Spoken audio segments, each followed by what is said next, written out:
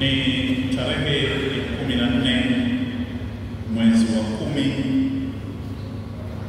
ambapo taifa letu linakumbuka muasisi wa taifa hili Mwalimu Julius Kambarage Nyerere. Katika yeye ambaye ayatoa maisha yake kuwaunganisha Watanzania katika mwamvuli wa lugha moja. Katika yeye ambaye hakuishi kutumikia misingi ya binafsi wake, bali kufikiria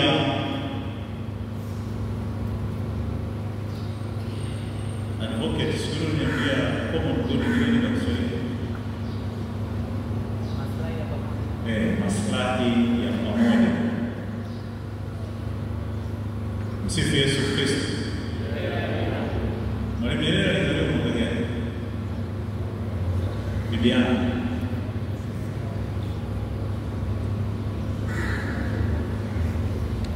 Mwalimu Nyerere alizaliwa na Anselm. Njoo niambie. Mwalimu Nyerere alizaliwa mwaka gani? Kuja hapa.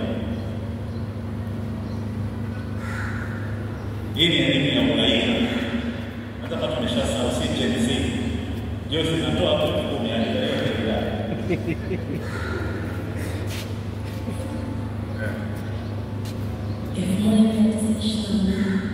1922 tarehe ngapi? Mwezi ngapi?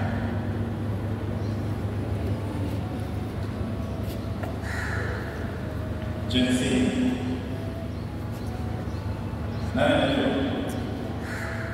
David.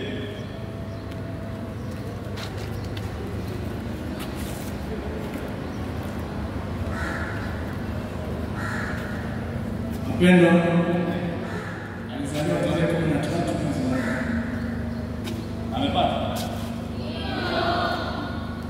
Amepata? Amepata. Na alifariki lini? Tuwaambie kwanza wanaotafuta ujana ambao tuko nao.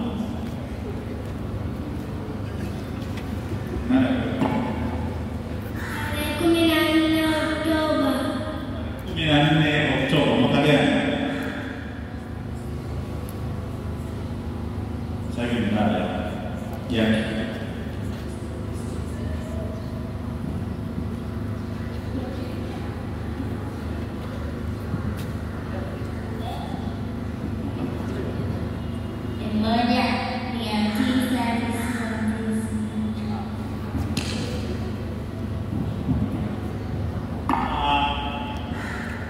Mwalimu Nyerere aliishi imani yake, lakini pia aliishi uongozi wake, lakini pia alitengeneza falsafa.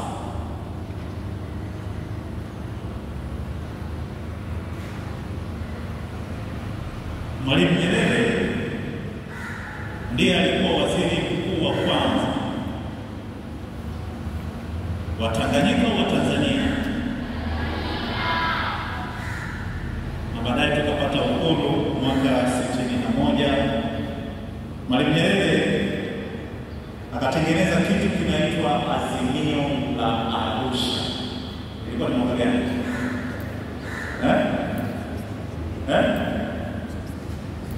Moja ni ngapi? 1968.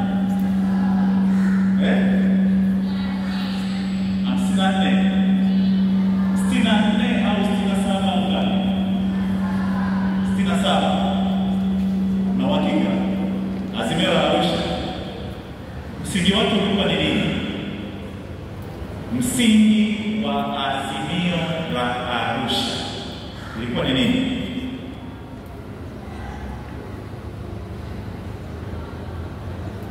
Azimio ya Arusha msingi wake ulikuwa ni nini? Matthew.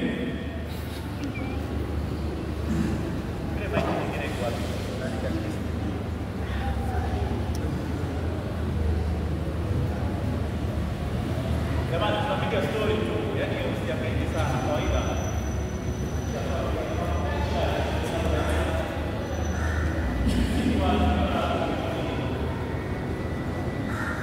Elimu ya ujamaa na kutegemea.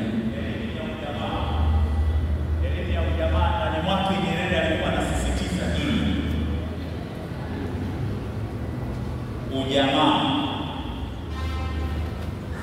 Alikuwa anasisitiza hili. Wewe umetoka kufanya mtihani mwisho wa darasa la 7. Msomi ujamaa. Hamjawahi kusoma. Sasa uko shuleni unasoma nini?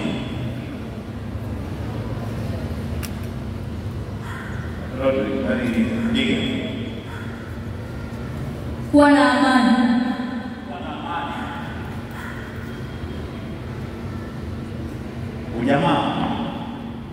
Ujamaa. Steve. Kujitegemea. Kujitegemea. Hiyo ndo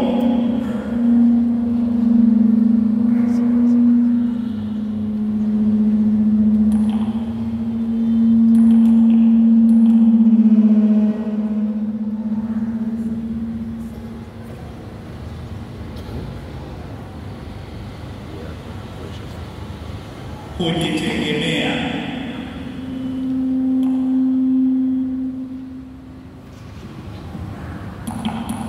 Kujitegemea, elimu ya ujamaa.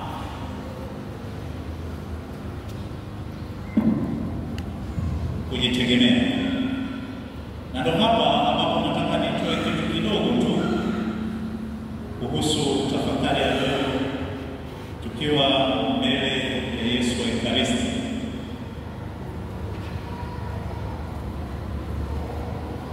Kujitegemea. Mwalimu Nyerere alifundisha mafundisho haya katika Azimio la Arusha. Kujitegemea ukiwa kumejengeka katika misingi ya uwajibikaji, uadilifu na udugu. Uwajibikaji, uadilifu na udugu. Kwamba furaha yake ni kumwona Mtanzania. Kujitegemea hakumaanisha kujitenga na wengine. Kujitegemea alimaanisha kuwa na haya mambo matatu: uwajibikaji, udugu na uadilifu.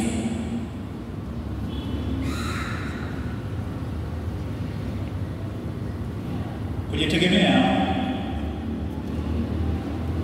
sio mwaliko wa mwanadamu kumwibia mtu mwingine au kumnyonya mtu mwingine.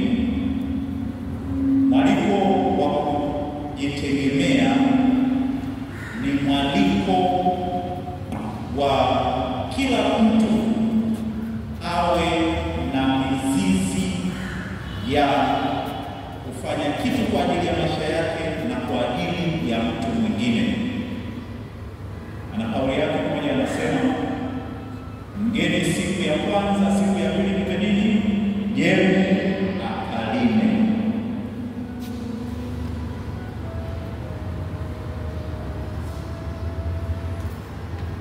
Leo tumekuja hapa tarehe 14. Naomba tafakari yetu tukitafakari kujitegemea. Sisi vijana leo tunakuwa tunaelekea kwenye umri wa kujitegemea. Je, umebeba nini katika safari yako ya kwenda kujitegemea? Jiulize hilo swali. Yaani kwa tabia yako, kwa matendo yako, jinsi unavyotembea, unavyoonekana, umebeba nini katika safari yako ya kwenda kujitegemea?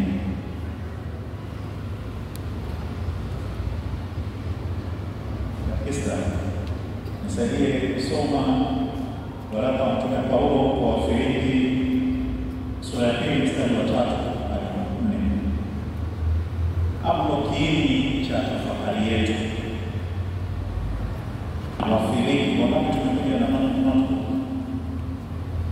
Wafilipi 2:3-4. Waraka wa Mtume Paulo kwa Wafilipi sura ya 2 aya ya 3 hadi aya ya 4. Msitende neno lolote kwa kushindana wala kwa majivuno, bali kwa unyenyekevu kila mtu na mhesabu mwenziwe kuwa bora kuliko nafsi yake. Kila mtu asiangalie mambo yake mwenyewe, bali kila mtu aangalie mambo ya mwingine. Neno la Bwana.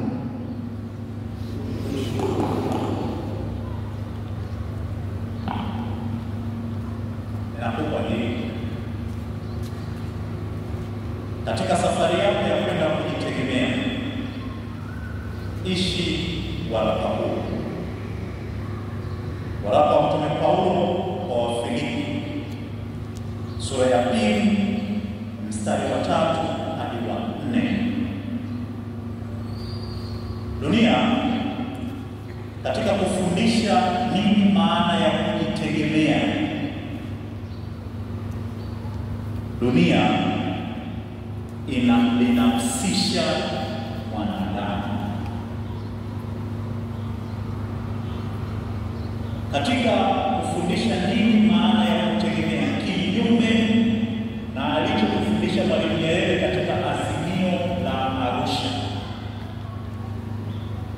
Dunia katika majukumu inayokuwekea, katika vionjo inavyokuwekea mbele yako, dunia inafanya safari ya kukutenga na wanadamu, ya kukutenga na wewe mwenyewe, ya kukutenga na familia na watu waliokuzunguka.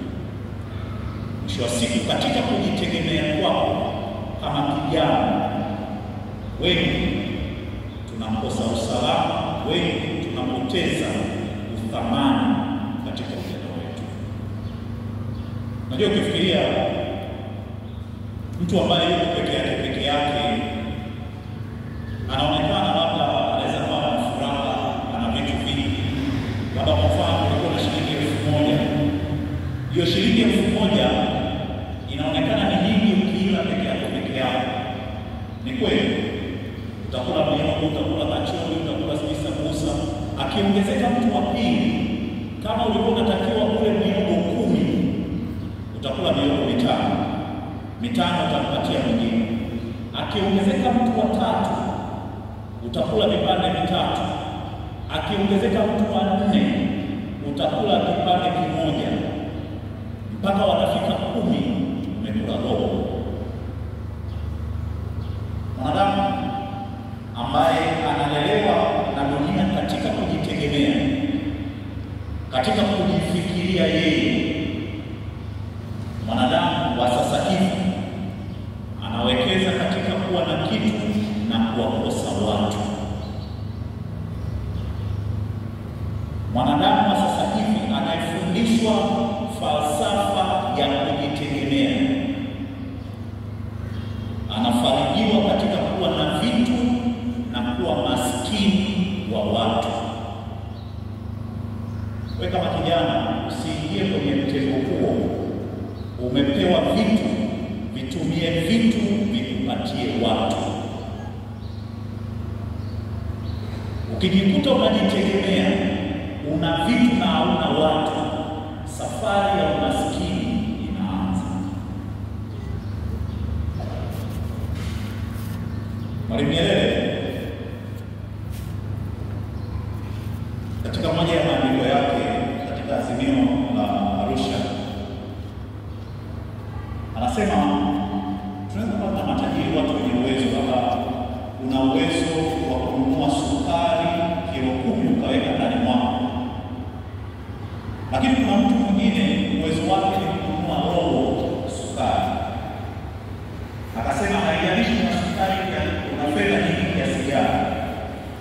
Ukienda dukani nunua kilo moja tu, ndio una uwezo wa kununua kilo 50 ukaweka ndani mwako. Nunua kilo moja ili na hiyo nyingine aje apate hata kidogo. Kujitegemea sio kujilimbikizia mali. Kujitegemea ni kuwa na uwezo wa kusimama katika mahitaji na majukumu ya msingi. Kujitegemea sio anasa za mtu mwenye vitu. Kujitegemea ni kuwa na thabiti wa kusimama katika yaliyo ya adimu. Mwalimu Nyerere furaha yake sio kuwa na watu wenye mali na wengine kuwa maskini, wote tupate yaliyo ya muhimu. Katika ujana wako unayapata yaliyo ya muhimu, unayatafuta yaliyo ya muhimu, au ujana wako unaishi kutafuta yaliyo ya ziada ya kujilimbikizia ili uonekane unajitegemea. Paulo anawaambia watu wa Filipi, tangulizeni faida za watu wengine. Utajiri wa kwanza wa kijana hauanzi na mali, unaanza na watu. Vijana wengi tunahangaika, hakuna ajira, hakuna nini.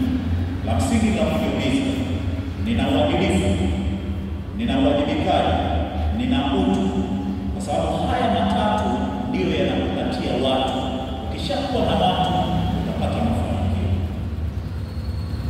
Ukishakuwa na watu watakufundisha namna ya kujitegemea. Wengi tunaenda kimkumbo, nafikiri kwamba nikienda nikiweka unachofundishwa. Ukifikiria faida ya watu wengine kidunia utaonekana ni mshamba, lakini ni uwekezaji wa maisha.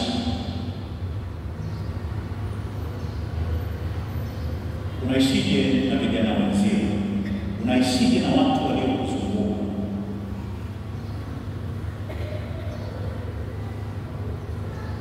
Tumaini waraka wa Mtume Paulo waraka wa kwanza mstari wa 10 hadi wa 24. Sura ya 10 mstari wa 24.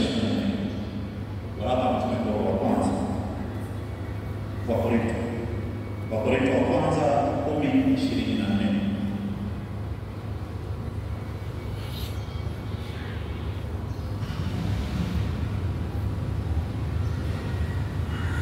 Paulo anasema kila mtu anaendelea kukazia, kila mtu asifikirie faida yake. Ukifikiria faida yako, unaweza ukaiba, unaweza ukapiga, unaweza ukaua, unaweza ukawa winga.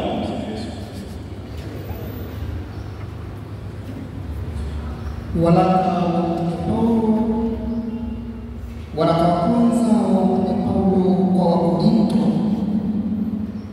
sura ya 10 aya 24 hadi sura ya 10 aya ya 20.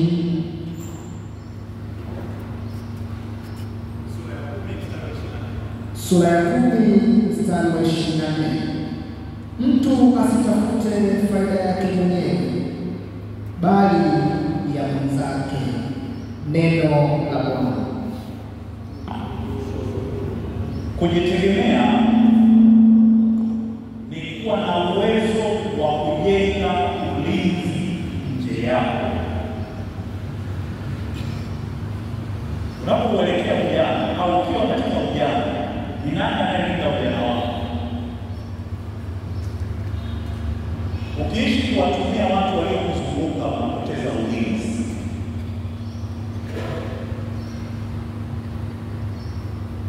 Ukimtendea wema mtu aliye karibu yako, umejilinda.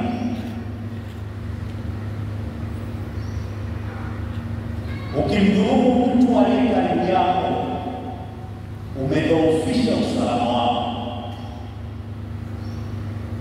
Kwa hiyo kubwa ushakuwa na biashara kidogo tukwenda kujisajili na kwa ile pastora malaika mabodi kama wote huko ndio kujitegemea sasa. Lakini ukiishi vizuri na mtu aliye karibu yako, hauhitaji risasi, hauhitaji ngumi wala hauhitaji mkuzi. Je, mimi kama kijana ninalindwa na nani?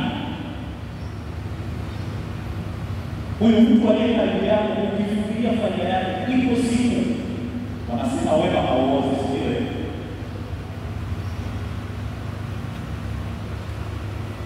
Kwa sababu soma Yohana 6 mstari wa kwanza hadi wa 9. Injili ya Yohana sura ya 6 mstari wa kwanza hadi mstari wa 9. Baada ya hayo Yesu alikwenda zake ng'ambo ya bahari ya Galilaya, nayo ndiyo ya Tiberia, na mkutano mkuu wakamfuata kwa sababu waliziona ishara alizowafanyia wagonjwa. Naye Yesu akakwea mlimani akaketi huko pamoja na wanafunzi wake. Na Pasaka, sikukuu ya Wayahudi, ilikuwa karibu. Basi Yesu alipoinua macho yake akaona mkutano mkuu wanakuja kwake, alimwambia Filipo, tununue wapi mikate ili hawa wapate kula? Na hilo alinena ili kumjaribu, kwa maana alikuwa mwenyewe atakayotenda. Filipo akamjibu, mikate ya dinari 200 haiwatoshi kila mmoja apate kidogo tu. Wanafunzi wake mmojawapo, Andrea nduguye Simoni Petro, akamwambia, yupo hapa mtoto yuna mikate 5 ya shayiri na samaki 2, lakini hivi ni nini kwa watu wengi kama hawa? Neno la Bwana. Kuna hiyo nasema notion au kujiaminisha kwamba kujitegemea ni kuwa na maokoto, sivyo? Sivyo Yesu Kristo. Vijana tuko bizi sana tunatafuta maokoto, sivyo? Tafuta pesa, vikoba kama vyote na wingi kama wote tu.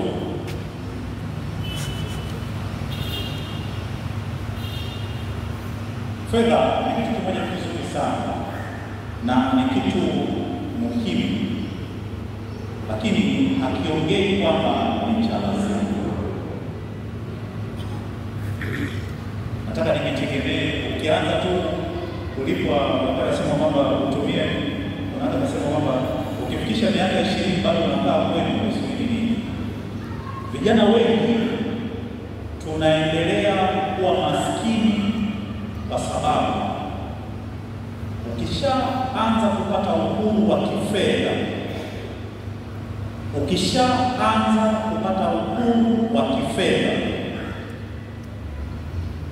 nasema sasa ninaweza kujitegemea. Vijana wengi katika kuokota fedha tulizookota, tukaingia mtaani tunajitegemea, tuna fedha. Mungu amekubariki, unaweza kupata 40,000 kwa wiki mara 4. Kasema naweza nikapanga chumba hapa cha 35,000,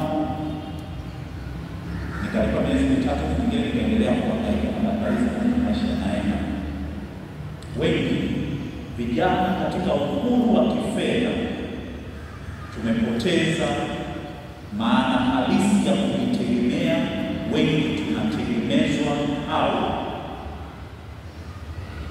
tunategemea vitu vingine. Fedha haitoshi kumtegemeza mwanadamu.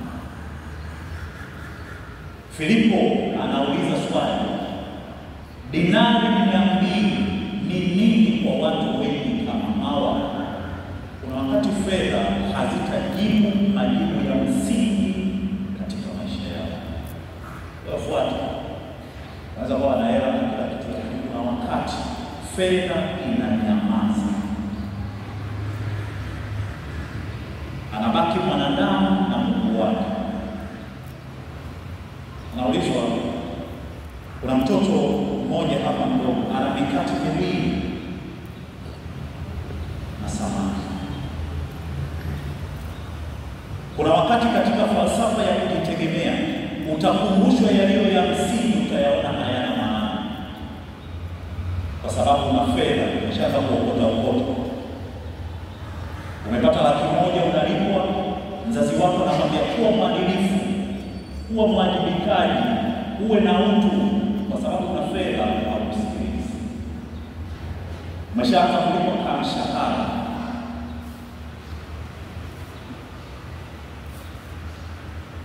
Uadilifu wangu kama kijana wangu. Yuko huyu mtoto mdogo kati ya kundi kubwa watu karibia 5,000 na mtoto mmoja mdogo.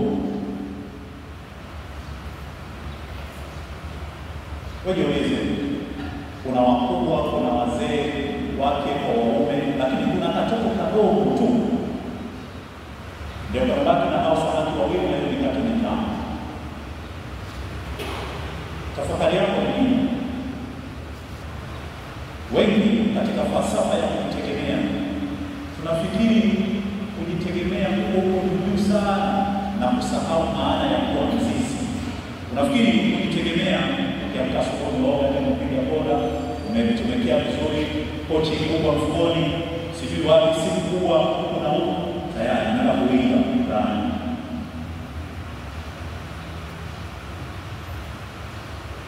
Wakikumbusha, mwanangu wa kiume unakuwa sasa hivi, ishi vizuri na watu, wapende watu, wafikirie watu, hausikii.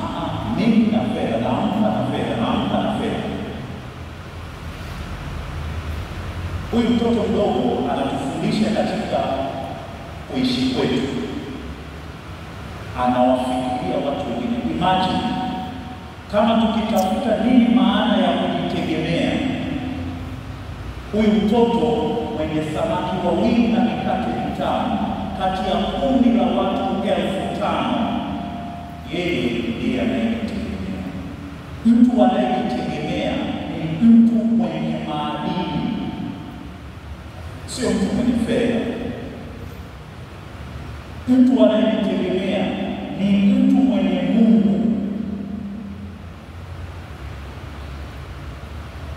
Walipomwambia mtoto wa watu ile story, juzi nilikuwa napita hapo mtaani, na mtoto mmoja akanima juisi.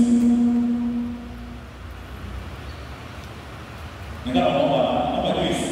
Nikamwambia leo ndio leo. Nikamwambia juisi ya mama, naomba juisi. Nikaenda kwa Precious. Sio Precious huyo.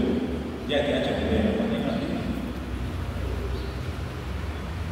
Nikamwomba juisi, alikuwa anakunywa.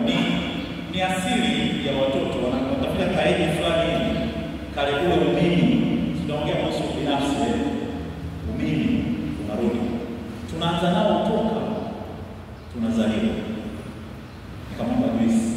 Naomba juisi jamani. Nimesema maneno yangu jamani, na kweli kuna njaa kwa sijana mchana. Akanikazia maneno yote. Hajatoa. Baadaye amepiga juisi yote imeisha. Anamaliza ile kopo, baadaye ametoka nje. Amekaa chini. Sasa anaanza kuchukua mchanga, anamimina juisi. Anachukua mchanga anaongeza kwenye lile kopo tu la juisi, anaongeza. Baadaye nikamwambia, "Naomba mchanga." Kaniangalia na shangaa. Sasa hivi hajijini tena. Anataka kulipa ile kopo. Msifu Yesu Kristo. Wengi katika kuwa wabinafsi katika yale yaliyo matamu tunakuwa wachoyo. Ule nini kujitegemea tunauelewa katika kuwa wachoyo kwa yale yaliyo matamu, yale ambayo yanatupa ladha, yanatuletea, hayatupi uchungu, tunayakumbatia.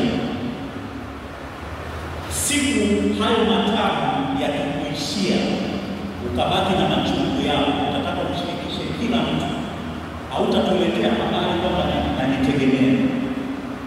Machungu yako utataka ushirikishe kila mtu, matamu yako ni ya kwangu.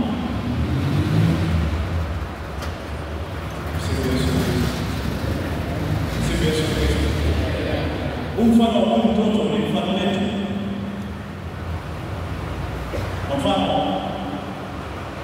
ukiwa labda na maisha yanatokea tu hivi, nasema najitegemea, unakativika hapo pale, kasweka nchi ya bwana ngapi, una ofa iko pale, una kitanda kiko pale, una jiko la gesi kiko pale, tu misuli wa shilingi kwa nini makilo ngapi wewe uko pale, una sufuria moja mbili tatu, unakaa unapika, muziki unapiga taratibu, unalipa kodi, unajitegemea. Unatoka ni soso nini, unatoka unaingia mtaani, perfume kidogo, mambo si yanaenda.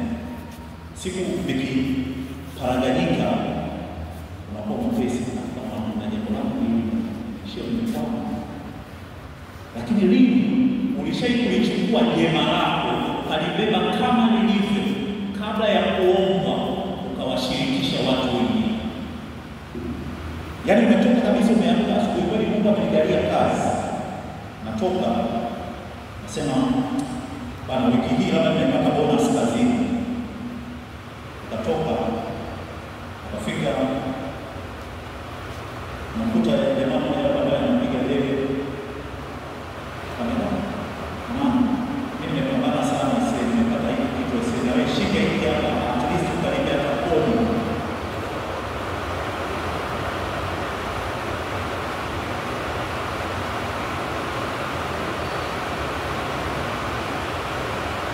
Ukijifunza kuwa mbinafsi kwa yaliyo matamu yako, usiwashirikishe watu machungu yako.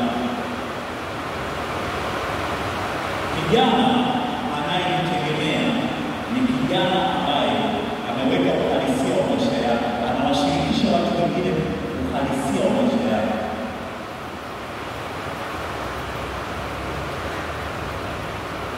Ukishindwa kuwashirikisha watu wengine hayo kwa sababu ya ubinafsi wako, nisomee waraka wa Mtume Yakobo 3:6.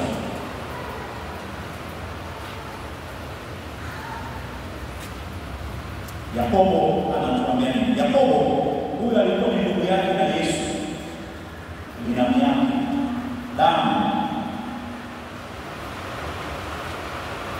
Lakini Yakobo hakuishi maisha yake kuelekea, unajua baada ya kushika yule Yesu yule, yaani yule ni ndani kabisa. Sikiliza anachokuambia. Waraka wa Mtume Yakobo sura ya 3 aya ya 16. Aya ya 6. Nao ulimi ni moto, ule ulimwengu wa uovu, ule ulimi umewekwa katika viungo vyetu, nao ndio utiao mwili wote unajisi, huwasha moto, mfulizo wa maumbile, nao huwasha moto na jehanamu. Neno la Bwana. Mwambie jirani yako kambono. Mwambie kambono.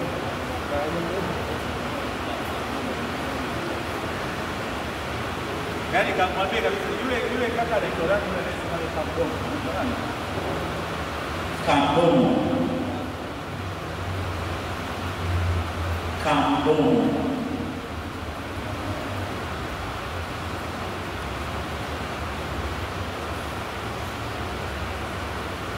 katika safari ya kujitegemea, kijana, lugha yako ikoje? Yaani jinsi unapoongea unawaambia watu wewe ni nani. Ukishindwa kwa maneno yako kuwaambia watu waliokuzunguka mimi ni nani, wewe bado hujajitegemea.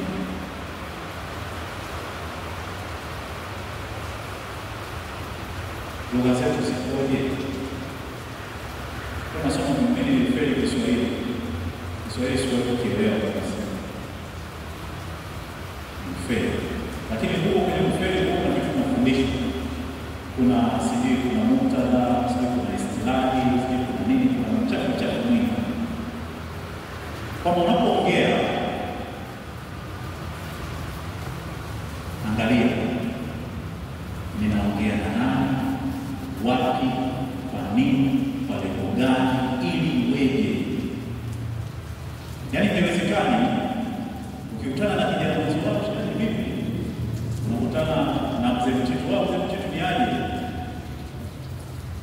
Ni salamu hiyo, lakini inakutambulishaje?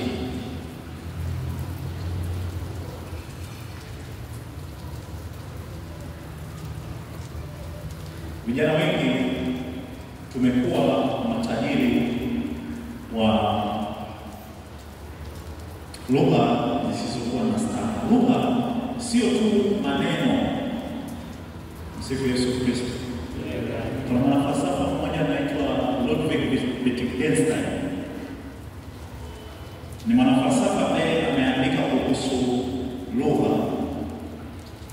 Anasema umaana wa lugha au umaana wa maneno unapata maana pale yanapotumika. Na yeye mwenyewe anasema kwa jinsi ambavyo mtu unaongea lazima usikilize mantiki, mtiririko wa mawazo. Hii ndio kitu ambacho naomba utajiri mwingine. Kwanza, kama padri, lugha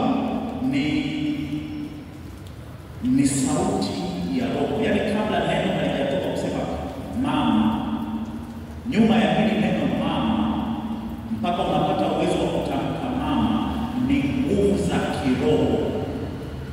Ni uwezo wako wa kiroho kuweza kutoa lugha. Baadaye mwisho siku tunapata mawasiliano. Lugha ni nini? Ni sauti za nasibu ambazo zimepangwa katika mpangilio mzuri ambazo zinaleta maana, si ndio? Au nimekosea? Ni mfumo ndio ndio sasa. Nilifeli baba Kiswahili kwa nikapigwa penalty. Nilipata F ya Kiswahili. Kwa tunasomea kwa PCM, CB sawa. Kwa hiyo unapoongea hakikisha unafanya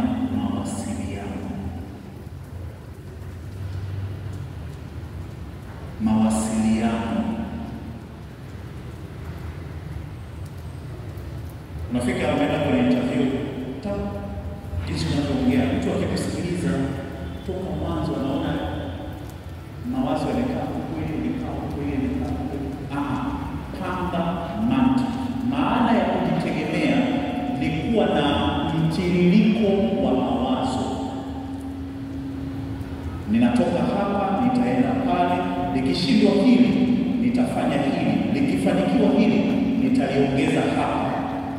Kuna kitu kimepungua, nitachukua pale, nitaweka pale. Katika ujana wako, ishi kutajirisha hiyo mantiki.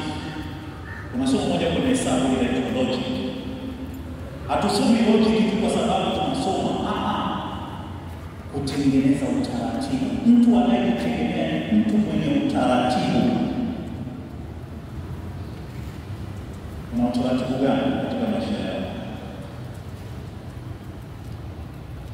ndani ya wiki una utaratibu gani?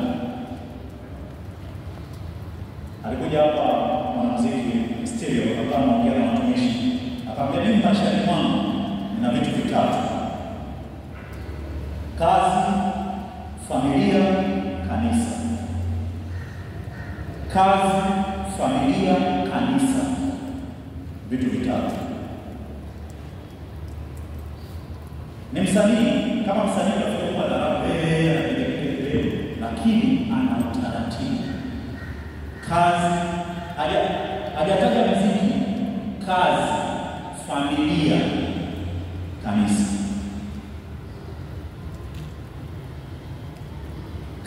Muziki ni hobi. Ni hobi baba anaenda kuimba na kufanya nini? Yeye hajaingiza kwenye vitu ambavyo ni utaratibu wa maisha yake. Kazi, familia na kanisa. Ona utaratibu gani? Tunakuwa binafsi kwa sababu tunatumikia vionjo. Vionjo vina utaratibu. Naomba tusomee Samueli wa pili Samueli wa pili sura ya 11 mstari wa kwanza na kuendelea.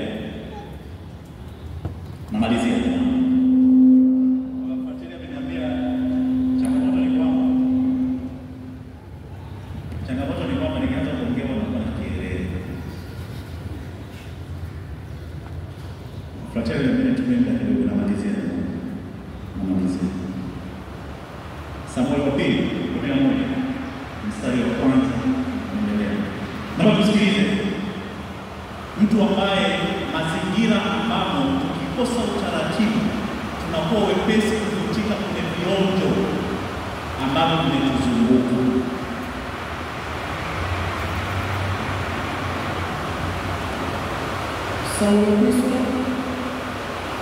Samueli wa pili 11.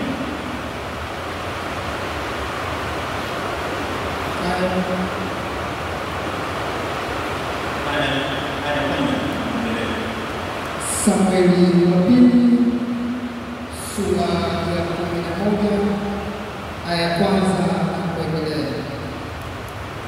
Hata ikawa mwanzo wa mwaka mpya, wakati watokapo wafalme kwenda vitani, Daudi akampeleka Yoabu na watumishi wake pamoja naye na Israeli wote, wakawaangamiza wana wa Amoni, wakausuru Raba, lakini Daudi mwenyewe akakaa Yerusalemu.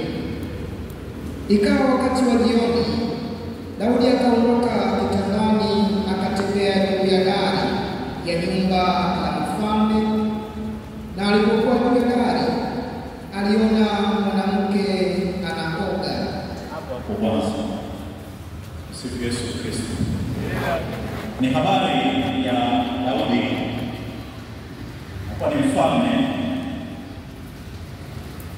wa Israeli. Wanajeshi wake walikuwa vitani, yuko nyumbani ametulia kama mfalme. Anaona mke wa mtu anaona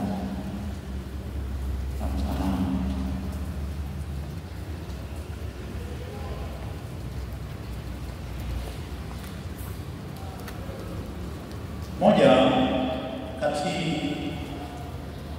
ya vitu ambavyo vinachelewesha sisi vijana kuishi maana halisi ya kujitegemea ni kujiita tunajitegemea katika kivuli cha uvivu, yaani kukaa tu. Daudi yuko anatulia, anaona Bathsheba anaoga, baadaye Uria akiwa vitani anamfuata. Ukikosa utaratibu ambao unatuliza hisia hisia zao. 1, 2, 3, 4, 5 Masaki, Kinondoni, Maputo, sijui Kokoni. Hauna utaratibu. Utafikiri kujitegemea ni kuzunguka huko.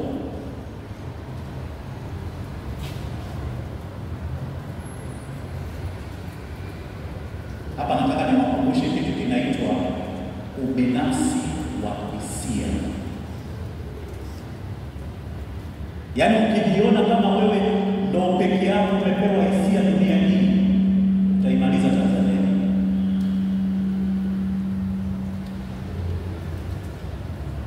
Sio kana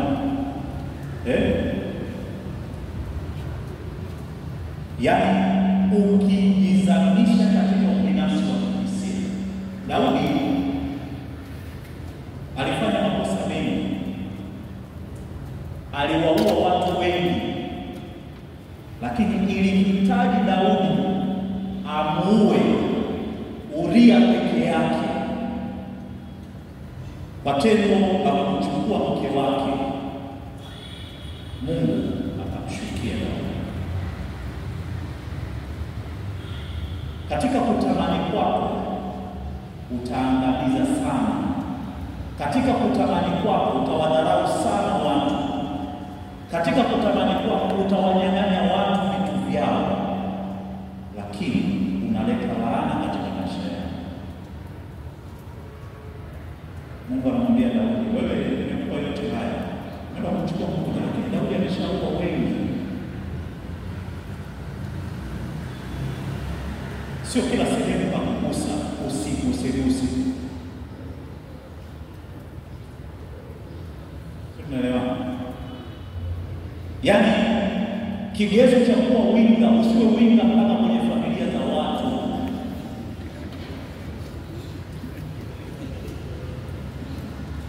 Winga wa mahusiano, wanataka kuoa, tulia, tuingie bishi. Ndio kucheka.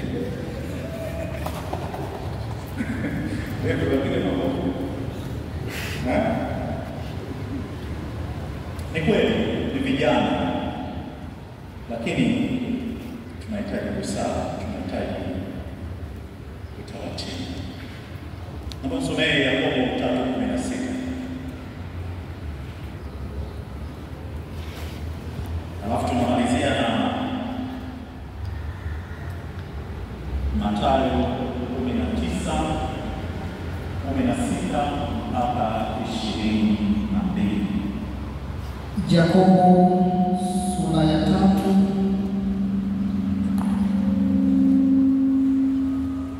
aya ya 16.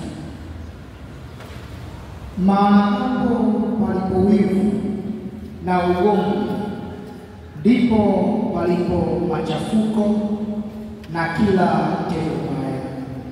Neno la Bwana. Unakuta kijana katika urika wetu wa kuwa vijana, yule mshikaji wangu, ujana sio sehemu ya kujitenga na watu. Ujana ni sehemu ya kujitengeneza ndani ya watu. Na kwa vijana tunamoniana, tunakaziana, kusemeshana na watu. Habari ya sasa hivi hata kutoa salamu haitoki. Vijana kusalimiana.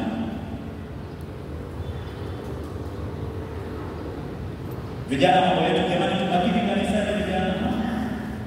Ujanani ni sehemu ya kutengeneza maisha. Unapoenda kanisani hata ufikiri, unaona kabisa leo kuna mtu hapa Kristofa unastahili kuona. Habari za sasa hivi tukusifu Yesu Kristo.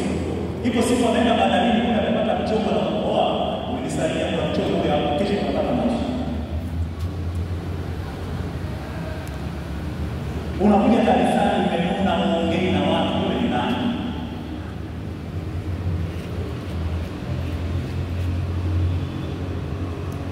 Waislamu wanasema, makauli mmoja wanasema utakatifu unaanza na salamu. Yaani ukijifunza kusalimia watu, unaanza safari ya uzuri wa maisha yako. Badilisha tu hata maisha yako. Kama unapita hata kama unapita Tandika, umebishana na mtu mwingine, habari ya sasa. Umjui au unamjua, umsalimie. Sio kwa sababu umemsalimia, inakujengea baraka ndani mwako. Paulo yeye anasema salimianeni kwa busu la upendo.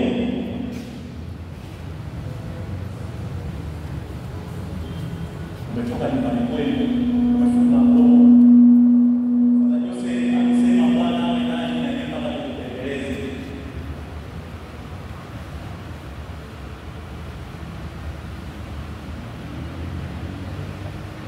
Kwa bado kijana, kwa mtoto mtakatifu, bali sio rafiki yangu. Urafiki sio tendo la kuchagua nani au maishani mwangu. Urafiki ni maisha. Unapojifunza kutengeneza marafiki, unatengeneza maisha. Na pasipo maisha, wewe unayechagua marafiki hauwezi kupata nguvu ya kuchagua marafiki. Kijana ni mtu anayeumia pale anapokosana na kijana mwenzake.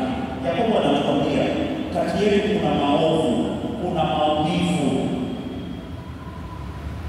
Kijana kama binadamu tunaweza kukoseana, kutokea mtu tumeelewana, tunakabiliana baadaye ya maisha, tunaendelea na safari ya maisha.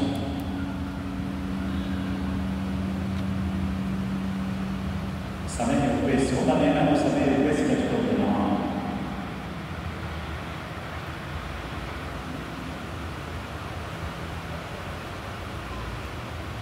Ndio tusome Mathayo 16, Mathayo 19, 16-22. Mathayo 19 mstari wa 16 hadi mstari wa 22.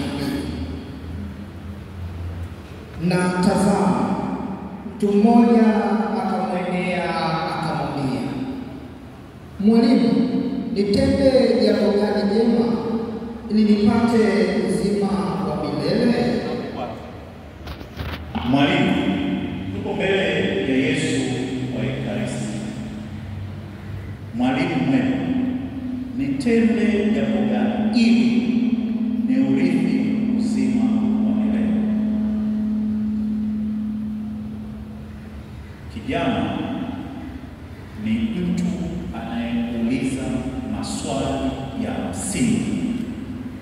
Mtu anayejitegemea ni mtu anayeuliza maswali ya msingi ili apate majibu ya msingi kwa ajili ya maisha yake.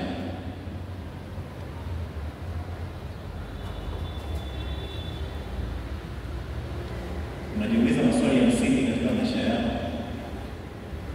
Inakuja umefanya kazi, mshahara pamoja na nusu, unatoka pale unafika chakula laki moja na nusu umelipwa badalini. Sema kama Mungu amekujalia kuwa na kioo cha kunywa, nasema sasa hapa ndio nikanunua Guinness. Moja alibia shilingi na nusu kwenda juu. Naenda kununua ile chupa ya Guinness, napiga picha, naweka mezani, na postia status, tunaona.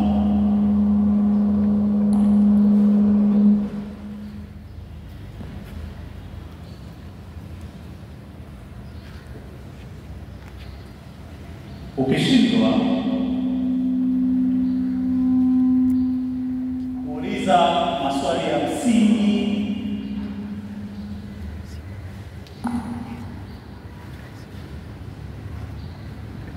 ukishindwa kuuliza maswali ya msingi katika kidogo unachokipata, utakitumia kwa vionjo vyako.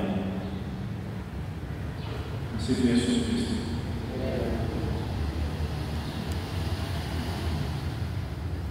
Kuna watu tuko hapa tumesomeshwa kuanzia darasa la kwanza mpaka tumemaliza form 6 na mwalimu ambaye mshahara wake mapato yote yakitokea unakuta kinachorudi nyumbani ni kama 75,000, 85,000.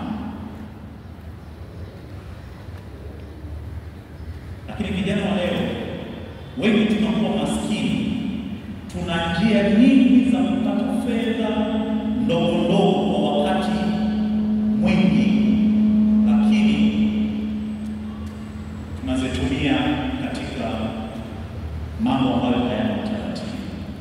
Tunabaki maskini. Yaani tuna njia ya kupata kumbukumbu zile nyingi. Ukitengenezea kumbukumbu utaratibu unatoboa. Ukitengenezea 40 unapata kwa mwezi unatoboa.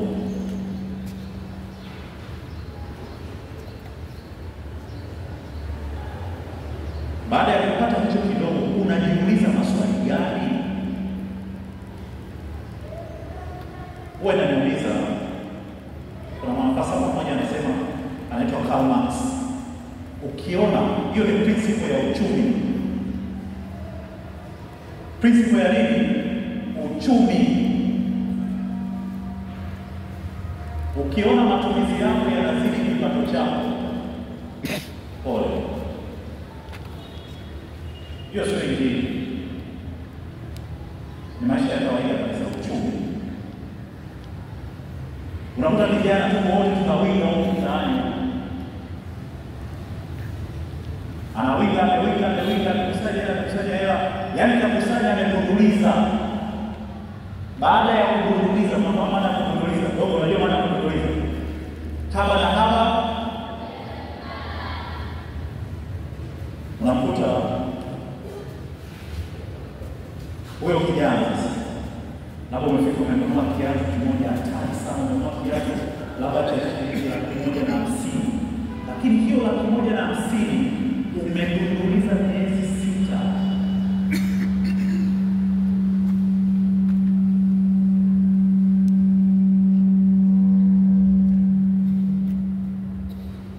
Hiyo 150 umegunduliza miezi 6. Hatujui kujibu, kuuliza na kupata majibu ya msingi.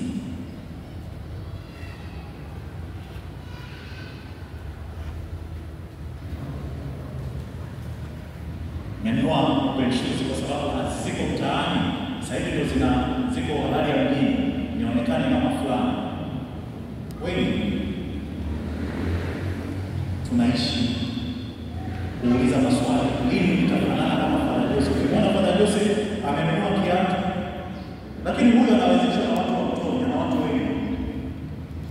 Wewe unayepambana na maisha, nani anakujibia maswali yako?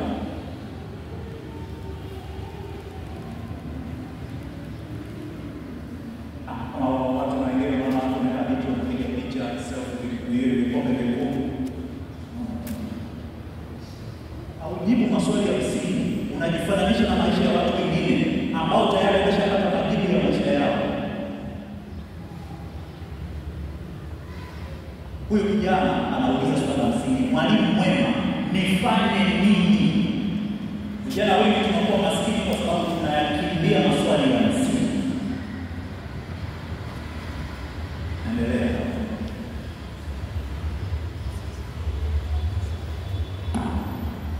Mwalimu akamwambia, kwani kuniuliza habari ya wema? Aliyewema ni mmoja, lakini ukitaka kuingia katika uzima zishike amri. Akamwambia, zipi? Yesu akasema, ni hizi: usiue, usizini, usiibe, usishuhudie uongo, Waheshimu baba yako na mama yako, na mpende jirani yako kama nafsi yako. Kuna Injili ya Marko, Yesu anamalizia na hili neno, akamtazama, akampenda, akamtazama, akampenda. Baada ya yule kijana kusema nimeshika amri zote, kumpenda Mungu na jirani, Yesu akamkazia macho, akampenda. Watu wanakupenda kwa nini?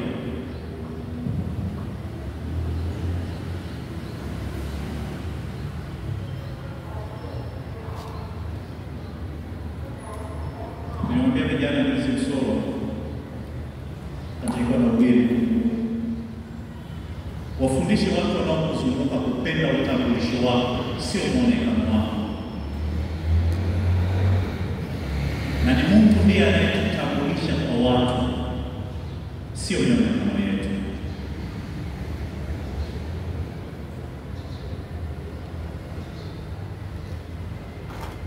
Kwa kijana akaambiwa, umepungukiwa na kitu kidogo, kauze vyote ulivyonavyo, njoo nifuate. Huyo akaondoka zake kwa uzuri binafsi kwa maana. Kuna kawimbo kamoja tunakapenda sana, au vijana tunaajira,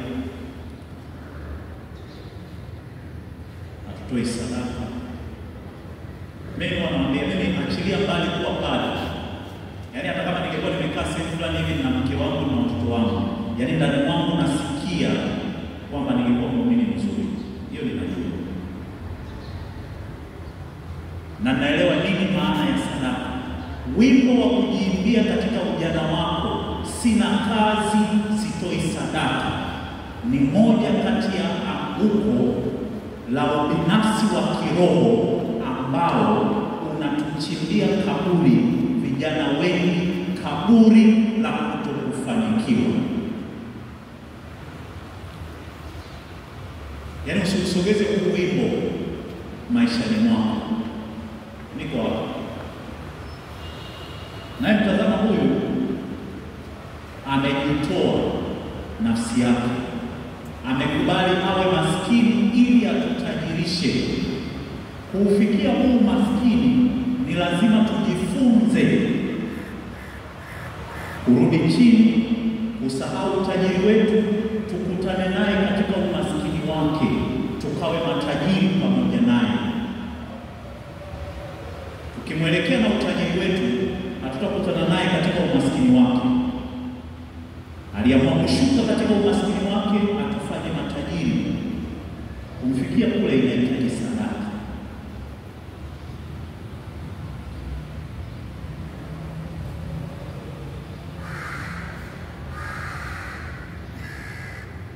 Kwani kijana anaendelea.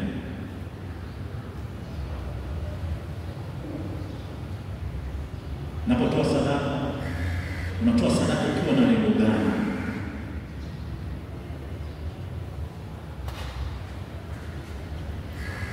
Uwezo wa kuishi majibu ya maswali magumu tuliyoyauliza.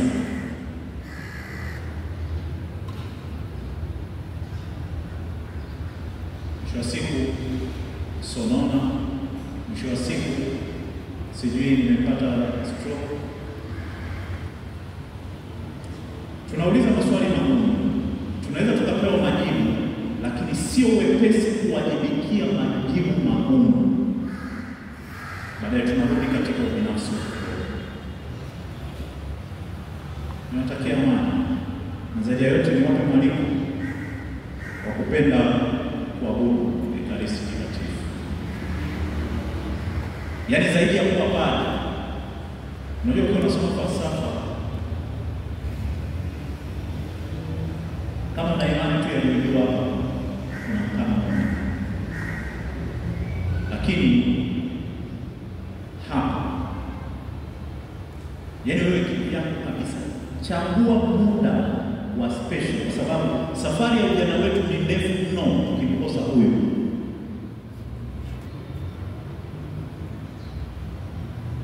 Kuna miba, kuna misumari, kuna kila aina ya uchafu ambao uko tayari kuumiza au kukutoa machozi. Ukimkosa huyu,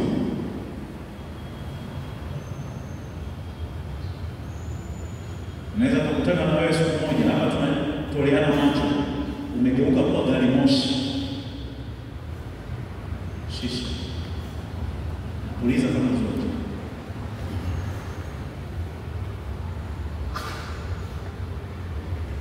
Kila mtindo wa maisha utabukia, kila mtindo wa maisha utaenda.